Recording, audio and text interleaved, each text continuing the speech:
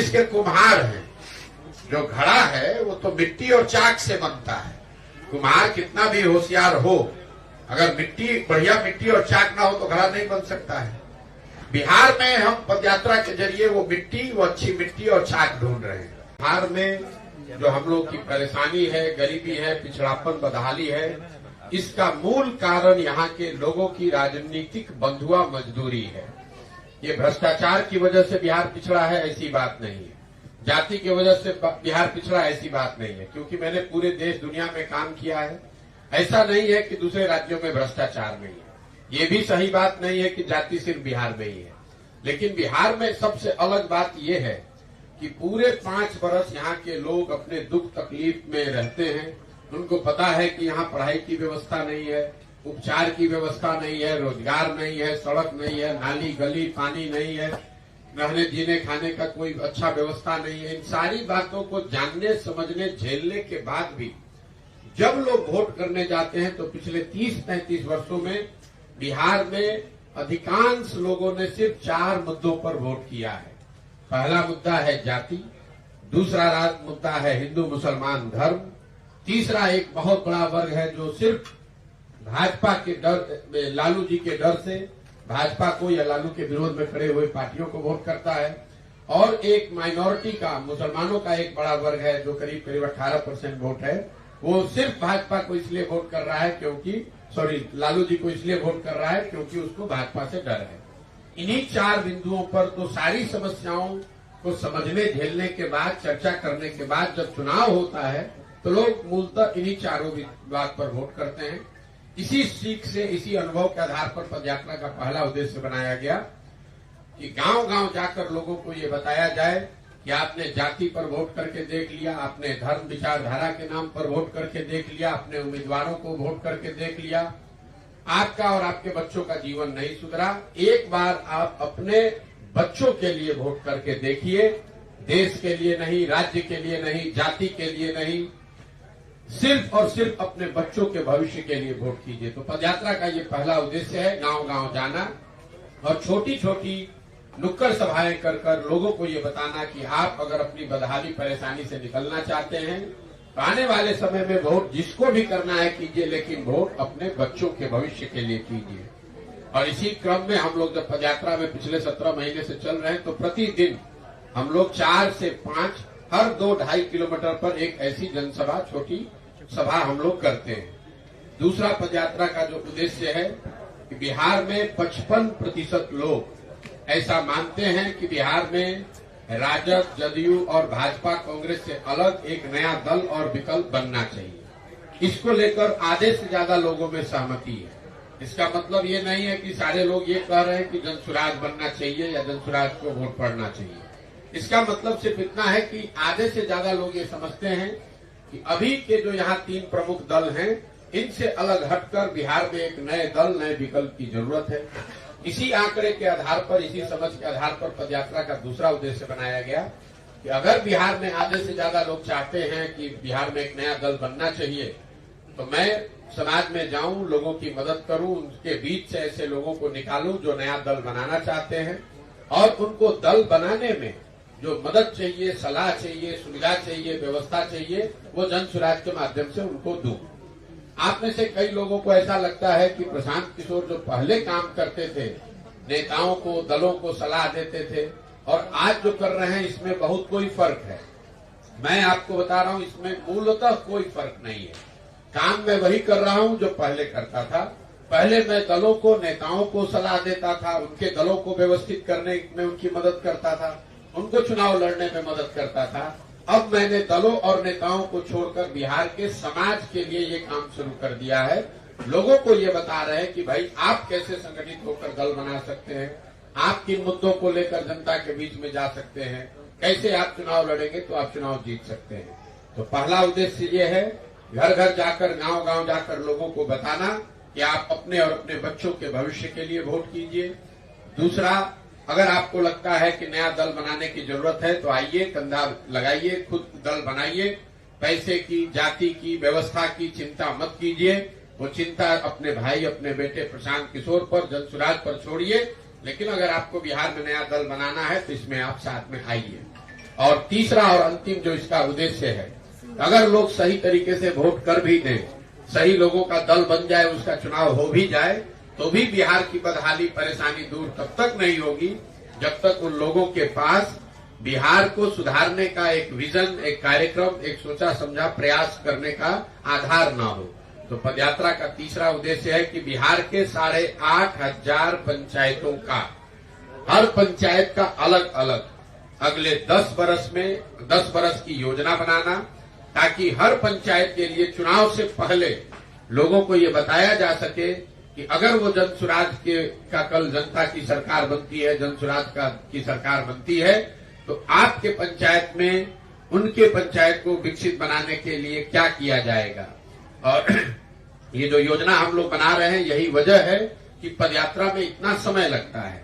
अगर खगड़िया में 150 पंचायत है तो संभव है कि मैं पैदल चल के 50 पंचायत में, 60 पंचायत में जाऊं, लेकिन खगड़िया छोड़ने से पहले मैं पूरे ही पंचायतों का 100% पंचायतों का योजना बनाने के बाद ही निकलूंगा।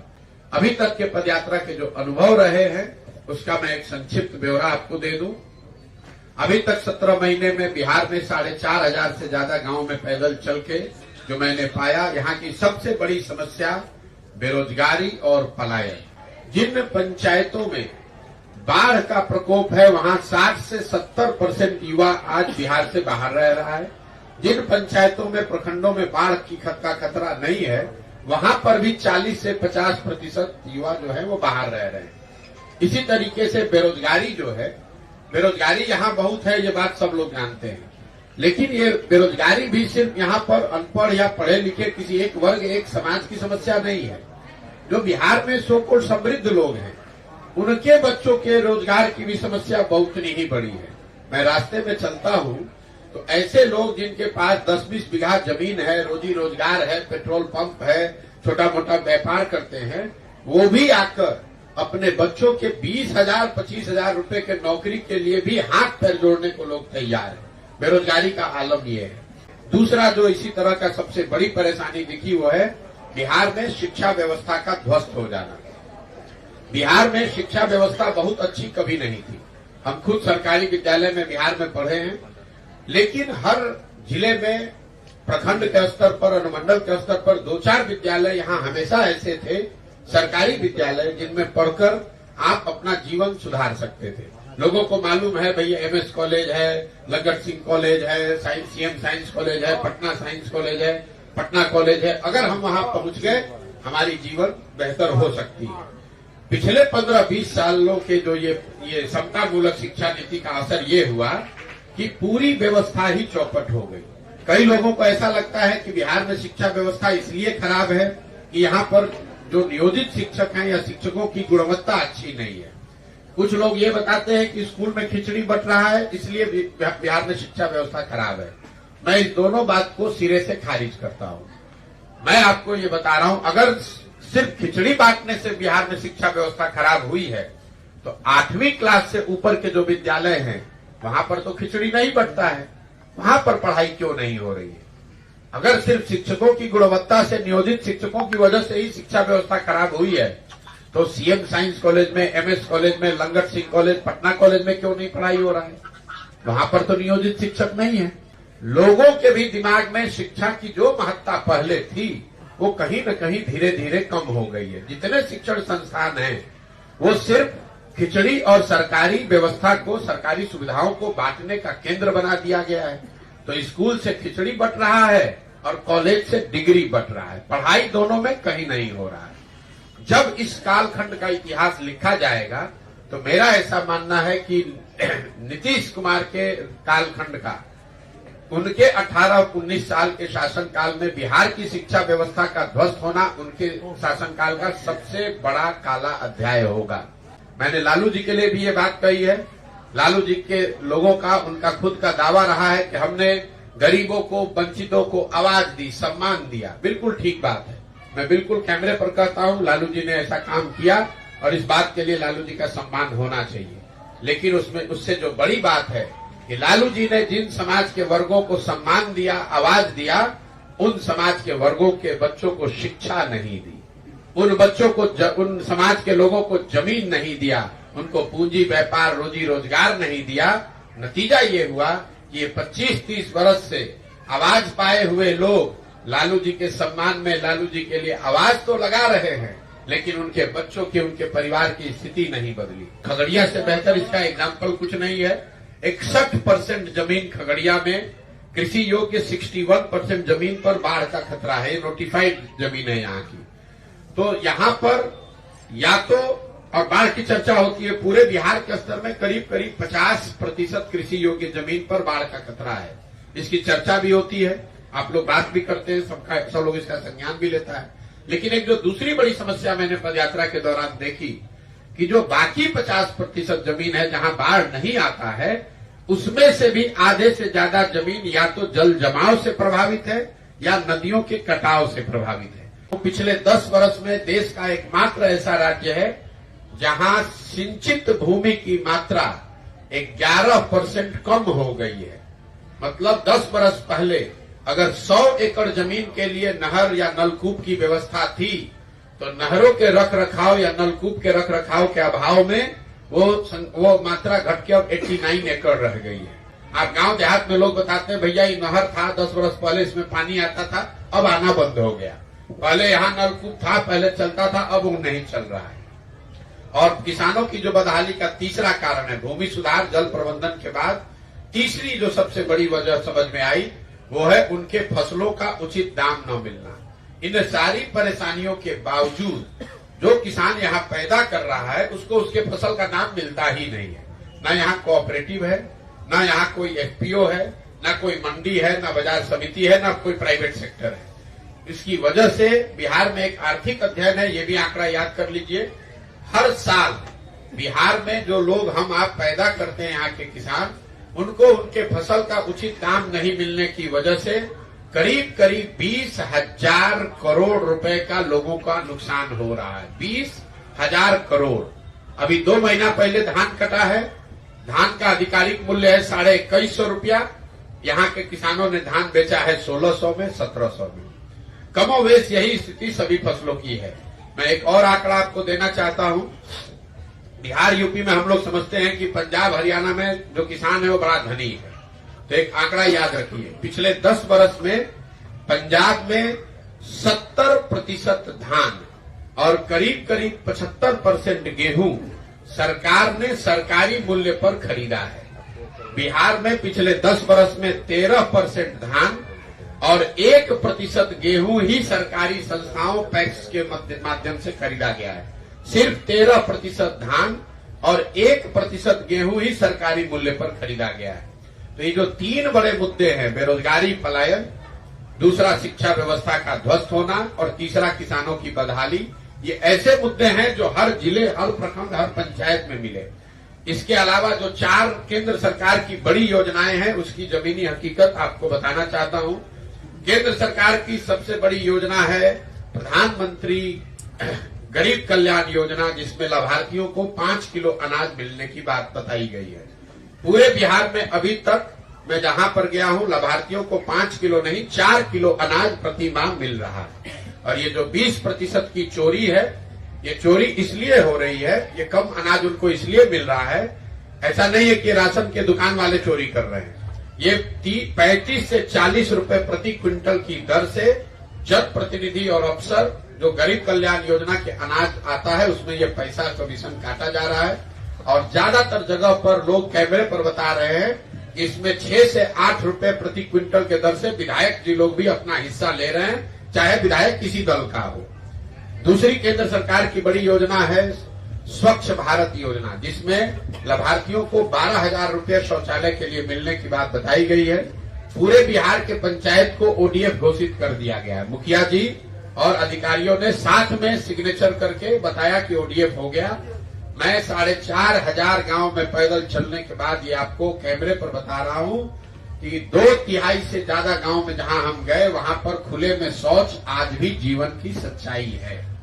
ऐसा इसलिए हुआ है कि शौचालय की योजना में 2,000 रुपए प्रति शौचालय अफसरों ने पैसा लिया, उसमें जनप्रतिनिधियों ने पैसा नहीं लिया है। शौचालय की योजना में 2,000 रुपए प्रति शौचालय अफसरों ने पैसा लिया। एक ही शौचालय के बगल में खड़ा करके 4-4, 5-5 परिवारों के नाम पर पैसे निकाले गए। किसी ने इस बात की चिंता नहीं की कि शौचालय बना कि नहीं, उसका उपयोग हो रहा है कि नहीं। तीसरी केंद्र सरकार की बड़ी योजना है प्रधानमंत्री आवास योजना। अभी तक 17 महीनों में जो लोग मुझे मिले हैं, ज्यादातर लोग इंदिरा आवास योजना की बात करते हैं। प्रधानमंत्री आवास योजना के तहत जिसमें 1,40,000 रुपया लाभार्थियों को मिलना है, उस योजना के लाभार्थी तो बहुत संख्या में है ही नहीं। ग्राम सभा को जो ये अधिकार था, वो अधिकार वापस ले लिया गया, तो किसी को ये घर नहीं दे सकते हैं। लेकिन जिन कुछ लोगों को प्रधानमंत्री आवास योजना का लाभ मिला भी है, उनको भी 25,000 से लेकर 40,000 रुपए प्रति लाभार्थी घूस देना है। जहां पर जनप्रतिनिधि पैसा नहीं ले रहे हैं, वहां पर भी 20 से 25,000 रुपया अफसर तो अपने हिस्से का लेगा ही लेगा। अगर जनप्रतिनिधि भी पैसा ले रहा है तो लाभार्थियों को 35 से 40,000 रुपया देना है। और इसकी पूरी व्यवस्था इतनी बढ़िया बनी हुई है कि आपका नाम लिखने के लिए 1,000 रुपया, आपके घर का फोटो लगाकर भेजने के लिए 2,000 रुपया, पहला किस्त जारी होगा तो उसमें 11,000 रुपया, मतलब पूरी एक व्यवस्था इसकी बनी हुई है। चाहे आपको जन्म मृत्यु प्रमाण पत्र बनाना है, दाखिल खारिज कराना है, कोई भी सरकारी काम, FIR कराना हो, पासपोर्ट का वेरिफिकेशन कराना हो, कोई ऐसा काम नहीं है जो बिना पैसा दिए हो जाए। जंगल राज की चर्चा इसलिए की कि चलते हुए मैं रामनगर में एक हमसे नाई समाज का एक व्यक्ति मिला, तो लोगों ने बताया कि भैया इनकी राजनीतिक सूझ बहुत अच्छी है, इनसे जरा पूछिए कि बिहार में क्या दशा है। तो मैंने उससे पूछा कि ये बताइए कि लालू जी और नीतीश जी के राज में क्या फर्क है। तो उसने बहुत अच्छी बात बताई। मैंने जब पदयात्रा शुरू की थी तब, उसके बाद तो लोगों ने और बताया कि भैया लालू जी के राज और नीतीश के राज में फर्क कुछ नहीं है। दोनों के ही राज में जनता का हजामत पूरा बना है। फर्क बस इतना ही है कि लालू जी के राज में ये हजामत जो है जनता का, वो अपराधी बनाते थे, और नीतीश के राज में ये हजामत अब अधिकारी बना रहे हैं। लालू जी के राज में लूट मार का काम अपराधी कर रहे थे, नीतीश के राज में लूट मार का काम अब अधिकारी कर रहे हैं। लालू जी के राज में जो अपराधी था वो शाम होने के बाद गन लगाकर लूटता था, नीतीश के राज में अफसर दिन में कलम लगाकर लूट रहा है। तो फिर उसने कहा कि इसीलिए भैया लालू जी का जो राज था, अगर वो अपराधियों का जंगल राज था, तो जो नीतीश का राज है वो अधिकारियों का जंगल राज है। और इस बात को मैंने पिछले 17 महीनों में जहां पर भी मैं गांव में गया हूं बात किया है, ज्यादातर लोग इस बात से सहमत है कि नहीं भैया ये आकलन बिल्कुल ठीक है। बच्चों के लिए वोट देना और रोजगार के लिए वोट देना, दोनों में फर्क है। आप पार्टी कह रही है कि हम किसने आकर रोजगार के लिए वोट मांगा, हमको बताइए। लोग तो ये कह रहे हैं कि भैया भारत को मजबूत बनाना है, पाकिस्तान को सबक सिखाना है, इसलिए वोट दीजिए। लोगों ने कहा कि हमने पुलवामा कर दिया, इसलिए वोट दीजिए। लोग ये कह रहे हैं कि तुम हमारी जाति के हो, तुमको आरक्षण देंगे, इसलिए वोट दीजिए। लोग ये कह रहे हैं कि भाई भारत को मजबूत बनाना है, इसलिए वोट दीजिए। लोग ये कह रहे हैं कि हमने मंदिर बना दिया, इसलिए वोट दीजिए। लोग ये कह रहे हैं कि मुसलमान नहीं जीतना चाहिए, इसलिए वोट दीजिए। लोग ये कह रहे हैं कि तुम हमारे बच्चे को इस बार मुख्यमंत्री बनाना है, इसलिए वोट दीजिए। लोग कहाँ कह रहे हैं कि हम तुमको रोजगार देंगे, इसलिए वोट दीजिए। मुझे कोई वक्तव्य किसी नेता का दिखा दीजिए। ये तो घोषणा पत्र में एक बात मेंशन किया है। आप मुझे बताइए किसी बिहार के नीतीश कुमार ने, लालू जी ने, नरेंद्र मोदी ने, लोग सैकड़ों भाषण यहाँ उन्होंने दिए हैं, मुझे निकाल कर दिखाइए जहां उन्होंने ये कहा हो कि मैं आपके बच्चों के पढ़ाई के लिए व्यवस्था कर रहा हूं, मैंने 5 वर्ष में किया है, इसलिए मुझे वोट दीजिए। ये किसी ने नहीं कहा है, भ्रम मत पालिए। अरे आप सुन तो लीजिए। अगर मैं तो आपको कैमरे पे दावा कर रहा हूं, मोदी जी का भाषण आप मुझे सुना दीजिए, जिसमें मोदी जी ने ये कहा है कि पिछले 5 वर्ष में हमने आपकी शिक्षा व्यवस्था, आपके बच्चों के पढ़ने की व्यवस्था कर दी, इसलिए मुझे वोट दीजिए। मोदी जी ये कह रहे हैं कि हमने आपके 5 किलो राशन की व्यवस्था की, इसलिए वोट दीजिए। मैं कह रहा हूं कि 5 किलो राशन से आपका पेट भरेगा, आपके बच्चों का भविष्य नहीं सुधरेगा। दोनों में फर्क करना समझिए। बिल्कुल सही बात है। और आप खगड़िया में, मैं अभी आया हूं इसलिए आपको दोष नहीं दूंगा, लेकिन अगर आपने मेरे वक्तव्यों को सुना होगा तो मैं पहला ही लाइन कहता हूं कि मुझ पर बिल्कुल भरोसा मत करो, मुझे वोट मत दो, मेरा कोई दल नहीं है। लेकिन जिस पर भी तुम्हारा भरोसा है, जिसको भी वोट देते हो, उसको मुफ्त में वोट मत दो। मैं ये भी कहता हूं कि अगर आप अपने जात वाले को गेहूं चावल बेचते हैं तो उससे पैसा लेते हैं कि नहीं लेते हैं? दूध कपड़ा सब्जी बेचते हैं, उससे पैसा लेते हैं कि नहीं लेते हैं? तो फिर अगर अपने जात वाले को भी दे रहे हो तो वोट मुफ्त में क्यों दे रहे हो? वोट अपने जात वाले को देना है दो, लेकिन कम से कम उससे अपने बच्चों के लिए रोजगार और पढ़ाई को मांगो। मुफ्त में वोट दोगे तो वोट चाहे मोदी को दो या लालू को दो, नीतीश को दो कि प्रशांत किशोर को दो, नुकसान होगा ही होगा। मैं ये बात बता रहा हूं, मैं किसी को नहीं कहता हूं, मैं सामने से खड़ा होकर कहता हूं कि अगर हम पर भरोसा करके हमको वोट दोगे तो मैं भी कल आपको ठग सकता हूं। इसलिए भरोसा हम पर मत करो, अपने आप पर भरोसा करो, अपने बच्चों के लिए खड़े हो, अपने बच्चों का चेहरा देखकर वोट दो। मोदी, लालू, नीतीश, प्रशांत किशोर का चेहरा देखकर वोट मत दो। देखिए, जब आप 42 विधायकों के साथ कुर्सी पर बैठे हैं तो आपकी प्राथमिकता और आपकी स्थिति कभी भी वो सरकार स्थिर हो ही नहीं सकती है। नीतीश कुमार जब 42 विधायक उनके जीते तो मैं आपको कैमरे पे कह रहा हूं 2020 में, तब मैं बंगाल में था, मेरी उनसे 2 बार बात हुई। मैंने उनको सुझाव भी दिया कि सर आप मुख्यमंत्री मत बनिए, 42 जब जनता ने आपको नहीं वोट दिया है, आप क्यों मुख्यमंत्री बन रहे हैं? और 5 बजे शाम तक ये कहते रहे नहीं नहीं बिल्कुल आप सही सलाह दे रहे हैं, मुझे मुख्यमंत्री नहीं बनना है। 6 बजते बजते फिर पलट के भाजपा के साथ बना लिया। फिर उनको लगा कि भाजपा वाले, उन्होंने क्या कहा कि भाजपा वाले मेरा दल तोड़ रहे हैं, इसलिए मैं भाजपा छोड़कर महागठबंधन में जा रहा हूं। वहां गए, 1 साल में फिर वहां अकुलाहट होने लगी। अब कह रहे भैया महागठबंधन वाले, आरजेडी वाले ठीक से काम नहीं करने दे रहे, इसलिए फिर वापस भाजपा में गए हैं। अब कोई उनसे ये पूछने वाला नहीं है कि अगर भाजपा वाले आपका दल तोड़ रहे थे साल भर पहले, तो फिर तो स्वाभाविक है जब आपकी स्थिति कमजोर रहेगी तो आप सरकार चलाने से ज्यादा आपकी तो प्राथमिकता बस इतनी है कि आप कुर्सी पर बैठे रहे, चाहे कांग्रेस के साथ रहिए, भाजपा के साथ रहिए, आरजेडी के साथ रहिए।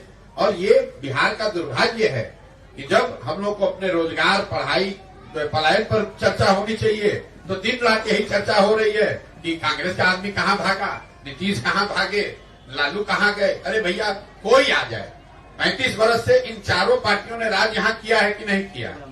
यूपीए की सरकार रही है ना दिल्ली में, 10 वर्ष कांग्रेस वाले भी शासन में रहे हैं और 10 वर्ष से अभी मोदी जी भी शासन में हैं।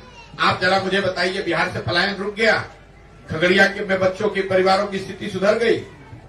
पहले 40 वर्ष कांग्रेस का शासन था, 15 वर्ष लालू जी थे, अभी 18 वर्ष से नीतीश कुमार है। बिहार 1990 में जब लालू जी मुख्यमंत्री बने तो देश का सबसे गरीब और पिछड़ा राज्य था। 2005 में जब लालू जी हटे, नीतीश कुमार मुख्यमंत्री बने तो भी देश का सबसे गरीब और पिछड़ा राज्य बिहार था। और आज 2023-24 में भी देश का सबसे गरीब और पिछड़ा राज्य बिहार ही है। हम लोग 28वें पर जो 1990 से पहले आए हैं, आज तक 28वें नंबर पर ही है, 27 नहीं हुए। रिजल्ट ये निकलने वाला है कि बिहार की जनता जो इन सारे दलों से त्रस्त है वो मिलकर एक नया दल बनाएगी। और मेरा ऐसा मानना है कि पदयात्रा के प्रभाव से समाज में एक बड़ा वर्ग खड़ा होगा और वो उन लोगों का चुनाव करेगा जिन पर उनका भरोसा होगा, जो उनके बच्चों के लिए, जिनको सुधारने, जिनके पास समाज की नजर में बिहार को सुधारने के लिए, उनके बच्चों के बेहतर भविष्य के लिए न सिर्फ जज्बा और नियत होगी बल्कि उनके पास उसको सुधारने का एक कार्यक्रम भी होगा। आज आप नीतीश कुमार, लालू यादव या अन्य पार्टियों के बारे में आप बोल रहे हैं ये योजना चल रहा है, ये योजना चल रहा है, लेकिन हम ये क्यों नहीं कहेंगे आप हजमौला देने का काम प्रशांत किशोर ही करते थे? अगर आपका सवाल पूछने का लहजा तो बड़ा अजीब सा है, लेकिन अगर आपका ये कहना है कि पहले हमने उनकी मदद की है तो आज उनका विरोध क्यों कर रहे हैं, ये जायज सवाल है। लोग सवाल मैंने 2014-15 में नीतीश कुमार की मदद की थी, लेकिन 2014-15 के नीतीश कुमार में और आज के नीतीश कुमार में जमीन आसमान का फर्क है। मान्यवर, 2014-15 में जिस नीतीश कुमार की मैंने मदद की थी, ये वो नीतीश कुमार थे जिनके बारे में बिहार में एक बड़ा वर्ग मानता था कि ये आदमी बिहार को सुधारने की दिशा में काम कर रहा है, सुशासन बाबू को कहा जाता था। आज जिस नीतीश कुमार का मैं विरोध कर रहा हूं, पूरे बिहार की जनता मान रही है कि इस आदमी को प्रशासन सुशासन से कोई मतलब नहीं है, अपने कुर्सी से मतलब है और इनका राज सुशासन का राज, सुशासन न होकर अपराधियों का जंगल राज है। 2014-15 में जिस नीतीश कुमार की मैंने मदद की थी वो नीतीश कुमार थे जिनका दल लोकसभा 2014 के चुनाव में नीतीश कुमार नहीं हारे थे, उनका दल हारा था। उनके पास 117 विधायक थे, लेकिन नीतीश कुमार ने राजनीतिक मोरालिटी के नाम पर पद से इस्तीफा दे दिया। आज जिस नीतीश कुमार का विरोध कर रहा हूं वो नीतीश कुमार है जो चुनाव हार गए हैं। 42 विधायक लेकर जुगाड़ लगाकर कभी भाजपा का हाथ पकड़कर कभी लालटेन पकड़कर कुर्सी पर चिपके हुए। और सबसे बढ़ के बात, जिस नीतीश कुमार की 14-15 में मैंने मदद की थी, मैं वो नीतीश कुमार को जानता था जो गैसल पश्चिम बंगाल में जब रेल दुर्घटना हुई जिसमें करीब करीब 300 लोगों की मृत्यु हुई थी, उस रेल दुर्घटना के बाद नीतीश कुमार ने पद से, रेल मंत्री पद से इस्तीफा दे दिया। जब उन्होंने इस्तीफा दिया, वाजपेयी जी ने इस्तीफा को स्वीकार नहीं किया, तो नीतीश बाबू ने बयान दिया था कि जब हमारे कुर्सी पर रहते हुए 300 लोगों की मृत्यु हो गई तो मैं इस कुर्सी पर कैसे बैठूंगा। मैंने उस नीतीश कुमार का मदद किया था। जिस नीतीश कुमार का विरोध कर रहा हूं ये वो नीतीश कुमार है कि कोरोना काल में हजारों बिहार के बच्चे उनकी बलि चढ़ गई, उनकी दुखद मृत्यु हो गई, लाखों बच्चे मारे मारे फिर रहे थे। कोरोना पूरे देश पर संकट था, लेकिन जितना बड़ा संकट बिहार के लोगों को, बिहार के बच्चों को झेलना पड़ा, उतना बड़ा संकट किसी पे नहीं आया। और उस दौर में नीतीश कुमार 1 महीने तक अपने घर से बाहर नहीं निकले, इसलिए उस नीतीश कुमार का विरोध कर रहा हूं। और सबसे बड़ी बात जो आप अंत में समझ लीजिए, जिस लोकतंत्र में हम लोग रहते हैं, लोकतंत्र में 5 वर्ष में चुनाव होता है। क्यों? ये इसलिए होता है कि लोकतंत्र और संविधान आपको ये बताता है कि जिस दल और नेता, विचारधारा जिस पर भी आपका भरोसा है, आप उसके साथ खड़े होइए, उसकी मदद कीजिए, उसको वोट दीजिए।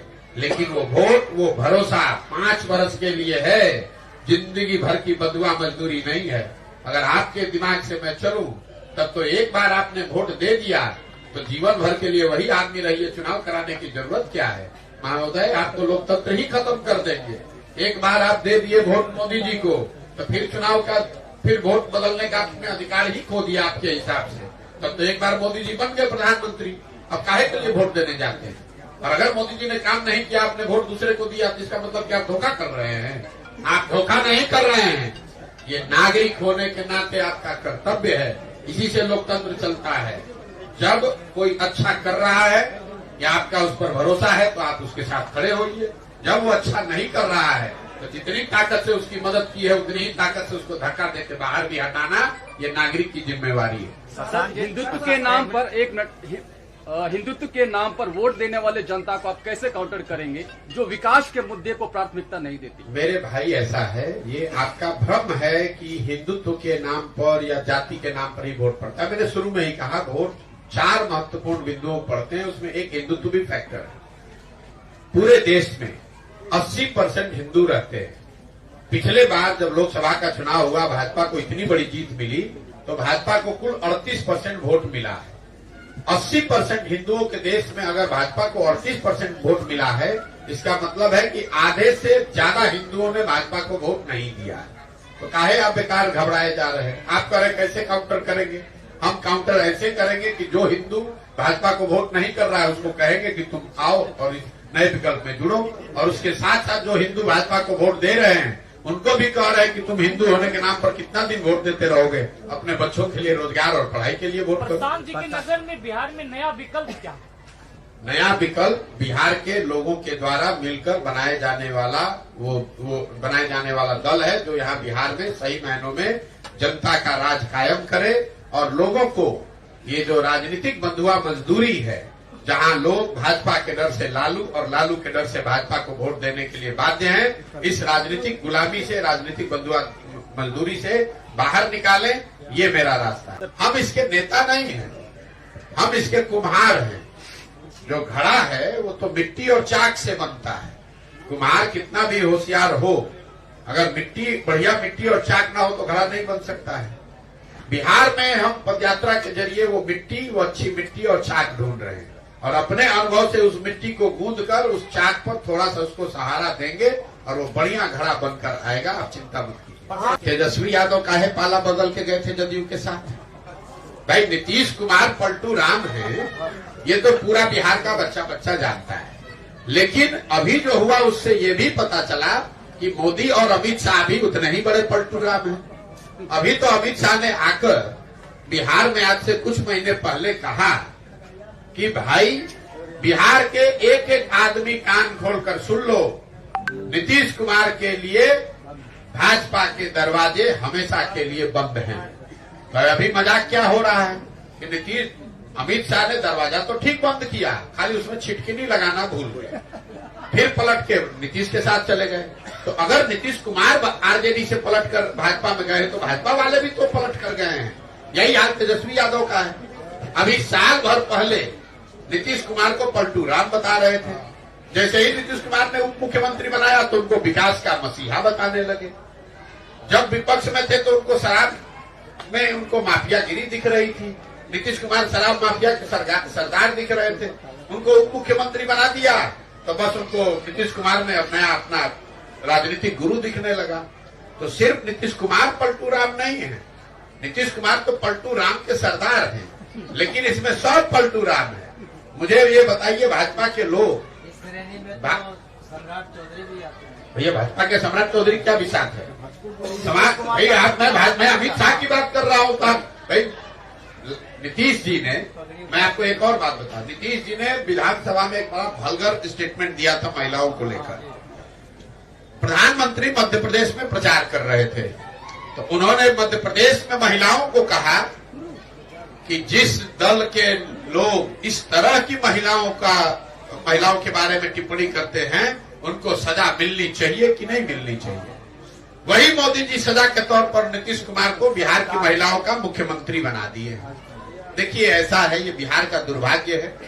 लालू नीतीश ने जो किया वो तो किया ही पिछले 30-35 वर्ष में, लेकिन कांग्रेस और भाजपा यहाँ इतनी बड़ी दोषी पार्टी है बिहार की बर्बादी के लिए। पहले 15 साल लालू जी को बिहार की जनता ने नहीं जिताया था। बिहार की जनता ने लालू जी को सिर्फ अकेले अपने दम पर एक बार जिताया है। बाकी सारे समय 20-25 सांसदों के लालच में कांग्रेस ने लालू जी को बिहार में जो जंगल राज चलाया उसके लिए कांग्रेस भी उतनी ही जिम्मेवार है। तो जो काम कांग्रेस ने लालू जी के साथ किया वही काम भाजपा आज नीतीश के साथ कर रही है। नीतीश कुमार को यहाँ कुर्सी पर बैठाए रखो, बिहार की जनता चाहे जितना दिक्कत में पड़े, अपना 30-35 सांसद यहाँ से जीत कर जाए और हम लोग दिल्ली में राज करते रहे। बिहार से 30-35 सांसद सबको चाहिए, लेकिन बिहारी कह के गाली भी सबको देना है। बिहार से वोट सबको चाहिए, लेकिन बिहार के बच्चों की चिंता किसी को नहीं करनी है। दिल्ली में बैठकर कोई कहे कि भाई बिहार का आदमी पलायन क्यों कर रहा है, तो वहाँ बिहारियों का मजाक उड़ाइए, कहिए ये सब तो जाति में बटा हुआ है, ये सब तो बड़ा अनपढ़ अशिक्षित है। बताइए, राहुल गांधी यहाँ यात्रा करने आए हैं। अभी 1 महीना पहले जुमा अभी जिस आदमी को मुख्यमंत्री बने 2 हफ्ते नहीं हुआ, उस आदमी की इतनी कुवत है। कांग्रेस का जो मुख्यमंत्री अभी बना है तेलंगाना में, कहता है कि बिहारियों का डीएनए है मजदूरी करने का, उसका इतना कुवत है। और वही राहुल गांधी आकर बिहार में वोट मांग रहे हैं।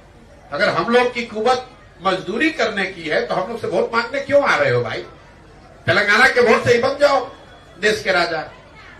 अगर मोदी जी को लगता है कि बिहार पिछड़ा है तो आप मुझे बताइए, वहां इन्वेस्टमेंट समिट होता है, लाखों करोड़ रुपए का इन्वेस्टमेंट होता है। आप पत्रकारिता करते हैं, 10 वर्ष से मोदी जी प्रधानमंत्री हैं, एक दिन बिहार की भी आ जाते। चलिए, लाख करोड़ नहीं 2-4 हजार करोड़ का ही एगो फैक्ट्री बिहार की में ही लगा देते। एक मोदी जी के लिए लोग कहता है भाई 16 घंटा काम करते हैं, तो एक 16 घंटा बिहार के लोगों के लिए भी निकालते कि भाई बैठो देखो कि बिहार की चीनी मिल कैसे चालू होगी। आपको क्या लगता है कि अगर भी मोदी जी आज किसी उद्योगपति को कह दें कि बिहार में चीनी मिल चालू करना है तो किस उद्योगपति का हिम्मत है कह देगा कि नहीं करेंगे? और जिस गुजरात से 26 MP जीत कर गया, वहां हर 10वें दिन मोदी जी इन्वेस्टमेंट करा रहे हैं, वहां हर 15 दिन जाकर वहां बैठक कर रहे हैं, गुजरात की विकास की चिंता कर रहे हैं, 1 लाख करोड़ का बुलेट ट्रेन बना रहे हैं। और आपका ये खगड़िया कुशेश्वर स्थान का पैसेंजर ट्रेन अभी 40 वर्ष से अदर में अटका हुआ है, किसी ने उसकी बात की? हम लोग 39 MP जिता कर भेजे। तो जब आपको हमको अपने चिंता नहीं है तो मोदी जी और राहुल जी काहे आपका हमारा चिंता करेंगे? लालू नीतीश तो लूटिए रहे, उसको तो बर्बाद किया ही, लेकिन वो गलती बिहार की जनता का शोषण इसलिए कर पा रहे हैं कि भाजपा और कांग्रेस इन लोगों की मदद कर रहे हैं। सर एक सवाल किया गया, इसमें आप क्या कहेंगे? पटना में जिस तरह 7 लोग पिटा गए। मेरे भाई, नीतीश कुमार जब से मुख्यमंत्री हैं पिछले 4-5 वर्षों में लाठीचार्ज करना, आप ये बताइए किस पर लाठीचार्ज नहीं हुआ है? आंगनवाड़ी वर्कर पर नहीं हुआ, कि शिक्षकों पर नहीं हुआ, कि मुखिया सरपंच पर नहीं हुआ। जो जाएगा उनसे मिलने अपना ग्रीवांस लेके उस पर लाठीचार्ज कराएंगे। पत्रकार पूछेंगे लाठीचार्ज हुआ तो कहें ऐसा हुआ है, अच्छा उनको तो अभी पता करते। आरोप की दशा ये है कि आप पूरे समाज की समस्या लिख सकते हैं, बोल सकते हैं, अपनी समस्या नहीं बोल सकते हैं। तो आप लोग दधीची की हड्डी की तरह अपना कुर्बानी करते रहे। आवाज तो उठा ही रहे। बिहार के लिए आवाज उठा रहे हैं, दलितों के लिए आवाज, पत्रकारों की समस्या पर कोई नहीं आवाज उठा रहे। हर जगह पत्रकारों की समस्या पर आवाज उठा रहे हैं। सर एक सवाल मेरा है कि ये जो पद यात्रा प्रशांत किशोर की है, जो बिहार के लिए हर जिलों, हर गांव, हर कस्बों में जाने की जो चर्चा चल रही है, चर्चा चल नहीं रही है, चल ही रही, यात्रा चल रही 17 महीने। दूसरा बात यह है कि ये जो पद यात्रा का जो नया विकल्प बनेगा, चाहे लालू की सरकार हो या नीतीश की सरकार हो, जो विफलता का कारण दिख रहा है और ये चीज आप खुल के भी बोल रहे हैं, तो इनका क्या विकल्प प्रशांत किशोर होगा या कोई?